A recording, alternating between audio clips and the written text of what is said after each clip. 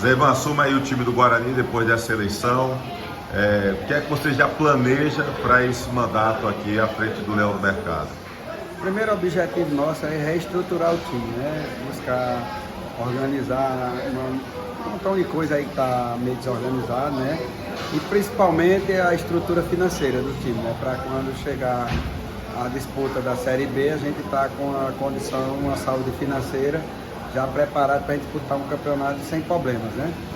Você já conseguiu se inteirar como é que está hoje a questão das finanças do time? Se tem algum débito trabalhista, se tem alguma pendência que tem que ser quitada antes do Campeonato Cearense? Não. A gente tem se reunido bastante, a gente vem conversando há muito tempo, dos bastidores, né? E a gente tem buscado reestruturar, né?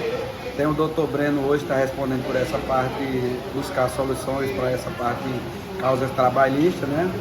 E tem outras estruturas que a gente está buscando, né? Parcerias, uma agregação maior da torcida do Guarani, né? De abnegados e de esportistas, né? Porque para reconstruir vai precisar de todo mundo arregaçar a manga, é como eu cobrei na reunião hoje aqui.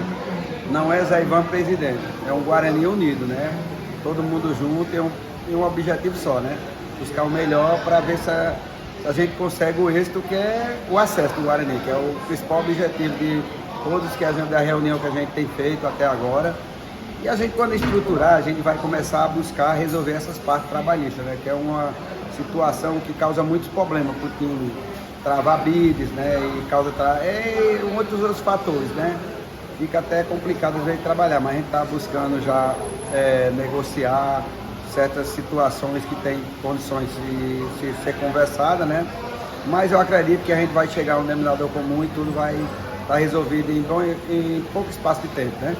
A Série B só vai ser ano que vem, né? A gente está indo em setembro, entrando para outubro. Qual vai ser a primeira ação dessa nova diretoria? Captação de recursos. O objetivo foi muito claro com todos.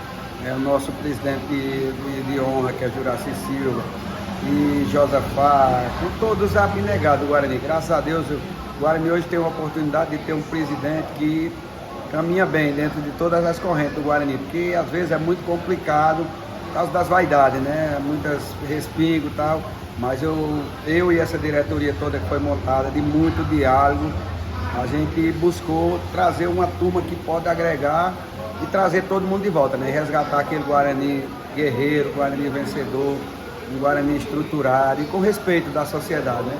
Então, para isso a gente vai buscar os espaços necessários, né?